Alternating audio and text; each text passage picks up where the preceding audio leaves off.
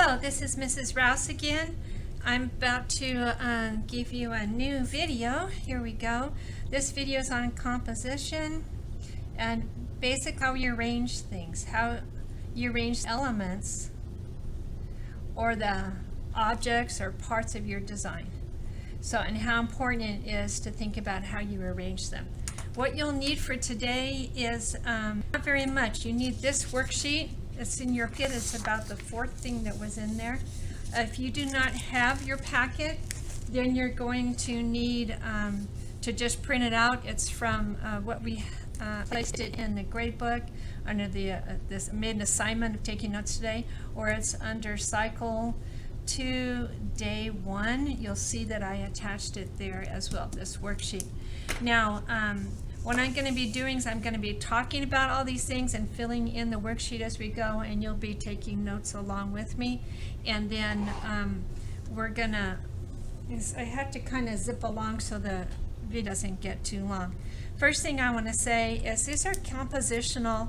It's not rules, because if you say there's a rule to an artist, then they're gonna go break that rule. That's the way artists like to be. They want to push the limits on things. So these are suggestions.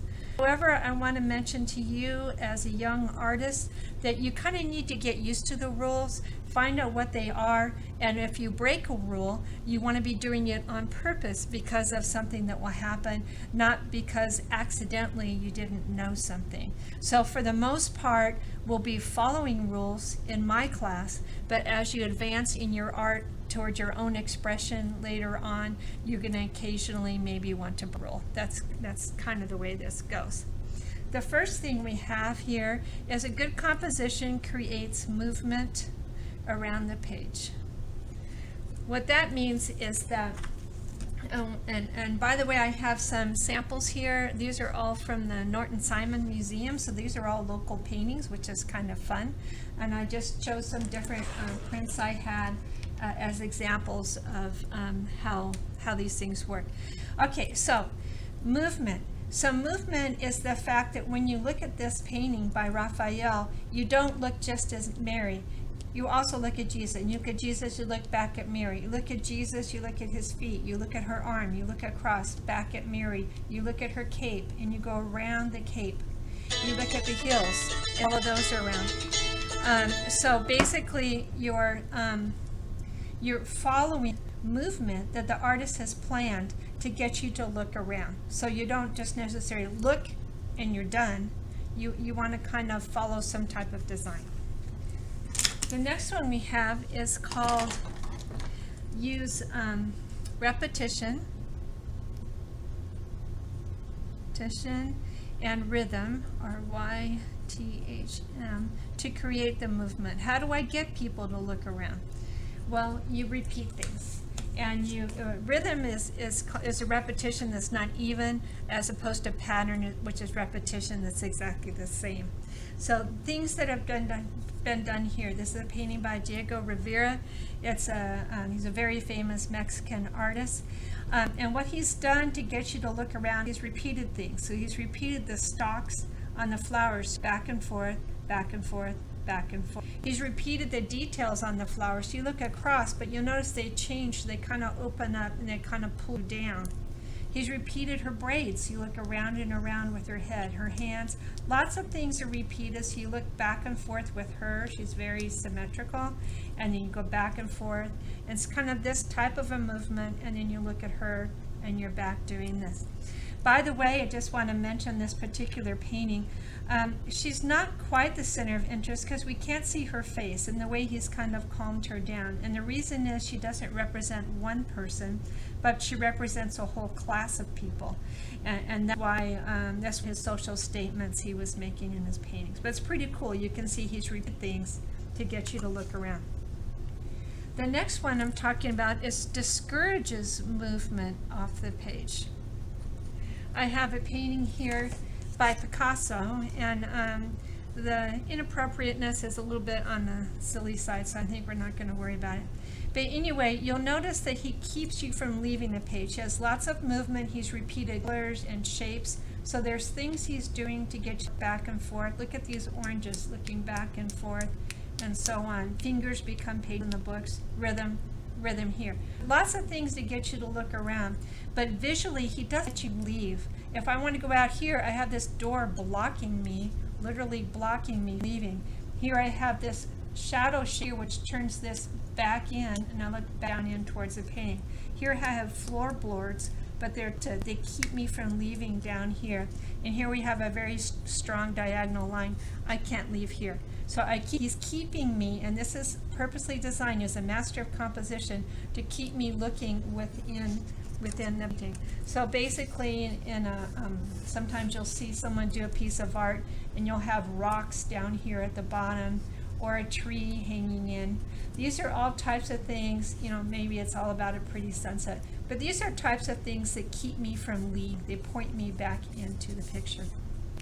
The next one deals with the entire page. So we're not supposed to have too many areas that are too large or too left undone. Now, an interesting example is this painting here. He was doing something completely different, Tiepolo. This painting was actually meant to be hung on a ceiling, so you would look up at the painting, and you were supposed to be thinking that you're looking up at the sky, and these figures are coming down to you from up above. So it's a very strange setup. So he has a lot of spaciousness here, and a general feeling of we've captured something within something that's even bigger. But this is the opposite of what you typically want in a painting. If you do have large areas of space, you kind of redirect them in, or they're part of things, or maybe they change in colors, done a little bit down here, but usually not too much extra space in a painting. Or if it's extra space, you've designed it and made it dynamic. This next one is use depth for movement into the page. So this painting is done by Guercino, and it's basically a trophy painting. These wealthy people would have paintings like this of their expensive dog, of their bounty of their land, of their castles, their homes, their beautiful women, and then they would hang it up. It's like he's showing off, I have a dog like this. Anyway, but for depth, so it's all about dog, right? And you'll notice we're drawn around here, around and around and around. But he's done things to also pull you in. A different type of movement is pulling you into the picture by showing depth. So we have what's called a foreground. The middle ground would be where he's standing and maybe up here, and then a background way back there, the sky and everything else. So he has these different kind of layers that he's given us to pull us in visually, and that's also a type of movement. It's not always used, but it works. This one contains high interest areas. This painting is done by Renoir. It's not your typical Renoir, which is kind of fun to see. But as you can tell, he has an area of very high interest where there's even a triangle pointed at it to draw us to this particular area. And we see that people have more details, the buildings have more details, it's more finely done, it's more interesting, it's kind of, so we do things to pull people in. The whole point of the painting is usually an area that's more interesting. We can call that a focal point or area. We can call it the center of interest. Sometimes there's more than one of them. For instance, this area right here is also very interesting, but it does, look at this, another triangle points us back in towards what we're supposed to be looking at over here. So you probably want these occasionally, that rule's broken, but you need to have a reason not to have interesting areas. The next one contains rest areas. So this is a pretty painting by Mary Cassatt. And what's happening here is we do have our high interest area here where she's looking at the book, and so we see her face and how nice it is, and there's some nice contrast. But as we get to look at this, we have some nice areas that are open and spacious, and it gives us visually a chance to take a break. Notice how they're shaped, and the values are so that they point us back in towards this sort of interest, but all the same, it's nice to get a little bit of a break when you're looking at a piece of art. So this obviously has a lot of rest areas, but it's not just the background, it can be part of the foreground as well. The next one contains interesting, positive, and negative shapes. So this painting is done by Gauguin, and he did a series of paintings like that. There's actually some I like better, but it's wonderful. You can go see one in person. So positive shape, everything's a shape. Everything that's defined in your composition is a shape. So this hand right here is very defined. It's a shape. This, I think it's a handkerchief she's holding, is a shape. You know, this little area, shape, shape, shape, shape.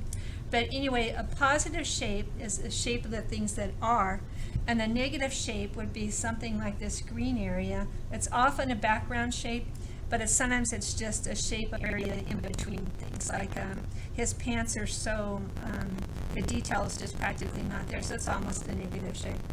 Anyway, so positive shapes are things that are, negative shapes are things that aren't. Even your homework has positive and negative shapes. But I want you to notice a negative shape is also very important. Notice how the green is much lighter, especially by her face. So it's supporting the composition. Notice how the negative shapes are kind of pointing in at them. So things are also designed as far as negative shapes to support your composition. So you have to plan those and your positive shapes. It's important too, like that, you know, that when Sistine Chapel, where God is creating Adam, this beautiful shape between God's finger and Adam's finger. You know, if it was like this, wouldn't it be near as interesting? But it's just lovely. It's like this, and it's all about some space right there. It's beautiful. Okay, the next one is contrasts. Make compositions more dynamic. So here we have a painting, by Peter Paul Rubens. It's probably one of the more famous masterpieces at the North Simon. Imagine you didn't have a photo, you know, there's no cameras, there's no television, there's movies, no phones, and you come across something like this, you know, and it's magnificent. Anyway, so contrast, what has he done to build in contrast? He's done lots of things. He's given you great movement and depth and so on, but also contrast. Look at, we have the background is cool colors. You've got the blues, all the foreground is very, very warm. That's a contrast. His skin is light up here where he wants you to look, but even his own lake down here is darker because he wants to subdue it and have it go down into the, maybe disappearing in the background just a little bit. Contrast, very bright red color here. Notice it goes around and around David himself, where there's just, you know, touches of red where historically they need to be. So other contrasts, so we have light and dark is very light here. We have, you know, metal versus skin. There's a nice contrast. So he's built in lots of things. These interesting diagonal lines. See how he's repeated them with the rhythm? But then you also have this very, very strong shape here. So if this was just blue, maybe it was too strong. So you needed to contrast it with some other things. So very, very strongly contrasted. The next one is contains odd numbers. When you go to a photographer and you ask, let's say I went in with Mr. Rouse, I said, can you do a lovely photo for us? He does not take this photo because 2 is just very boring. What he would do is he would construct it in such a way that one of us, you know, alien creatures, we're overlapping and visually becomes a 1, and it's much more dynamic. Anytime you have like the fruit drawing that we talked about, and they were located here, it's very, very evenly spaced. It's a 4. It's like, you know, even this is much more interesting. A 3 is what's going on. Something's not right. Bodies are very symmetrical. We like to mentally line things up. So every time we see something that's not all lined up, it's much more interesting. So unless you have a reason not to, you want 1 of something, 3 of something, 5 of something, 7. If it gets higher than that, you know, maybe you have to stop counting, but still leave out the even numbers if you can. The next one is, and I wanted to show you this one. This is considered one of the most beautiful still lifes ever painted. And notice how there's 3 things, not just 2. It's not even so much about, and some are larger and smaller, but it's still very beautifully placed, very dynamic because there's not 2. Next one is consider the rule of thirds. Now the rule of thirds is a way of dividing up your picture frame basically into uneven arrangements, and it makes it more dynamic. If you look into a modern camera, you're going to see something that looks this. And what they've done for you is they're helping you line up your horizon line. If you've lined up everything, exactly in the middle, that's great, but it's not always the most dynamic. So let's say I want a large tree, so I could put my large tree here on third. Let's say I need a horizon line. It doesn't need to be right in the middle. It could be way up here, or maybe it's way down here. So let's say I put my horizon line here. Maybe it's some mountains. And then maybe I have like a hillside here. And then way over here on this, maybe I have a river and there's a waterfall. And I placed it on the third right there. So I'm using the thirds to help me design. You don't always have to use all of them, but it makes for a very dynamic design. Very, very, very often used. Here's a sample in a drawing by Degas. She's right on the third. We have this large dark shape is on the 2/3. It's not by accident that he has designed it this way. The next one is the center of interest is not in the middle. The first place we think to put something is right in the middle. So move it out of the middle, it's a little bit more intriguing or surprising. So here's another still life. The other one is famous because it's just so beautifully painted. This one is too. But notice how it's not quite even. It's placed out, and it maybe makes us wonder why it's sitting there in that exact arrangement and so on. So just placed maybe out of symmetry is a little bit more surprising, gives us something to think about. My next one is do not create awkward situations. Now, an awkward situation is when you have this nagging feeling that something is wrong. So let's say I have this beautiful photograph of two people, but there's this other person here who's like cut exactly in half right on the edge. This is very distracting. If I needed another person, well, include them somewhere, but don't have them cut exactly in half on the side. Awkward situation, like here's this beautiful thing. What if someone's arm is reaching in from the side? We're just going to be obsessed by looking at this. So I'm talking about kind of silly things, but for instance, cutting a tree exactly in half right here is a little bit awkward. It should be either mostly in or mostly out. An awkward situation is something's wrong with your drawing. The arm's too long, the leg's short, the this, the that. Something's wrong. You just have to stop what you're doing and fix it. You can't get out of that awkward situation you've created. It just is. You have to change it. The next one is do not place items bottom edge. So the bottom edge, it would be, we talked a little bit about this the other day. If I'm drawing an amazing car here, and here's the fenders, and here's the window and the door and the wheel and so on. Oh, we need some tires. Okay, so the car is driving along. If your car is driving along and it's on this bottom edge, it stops you from entering the picture. We talked about this. It also tells us that the person who drew this picture was a child, because usually you don't do that as you get older. So same really wicked car, or maybe even I'm going to give it 3 wheels, but it's moved up a little bit, and now we have a different line that says up in the picture. In fact, it's even a worse looking car, but it's a little better because it's sitting in a nicer place in the composition. So move it up off the, don't ever do that again. Hardly ever is this roll broken because it just doesn't look right. So the next one is the use of lines should show variety.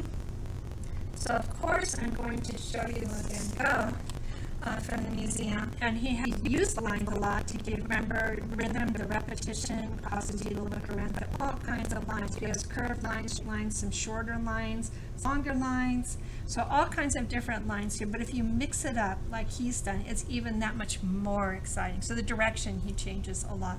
So however you draw things, if I'm using a marker, don't draw exactly the same line, maybe a little bit thinner, thin it up. Even with a a large Sharpie, I can change it a little bit. So this line is going to be much more interesting than that line that's all the same.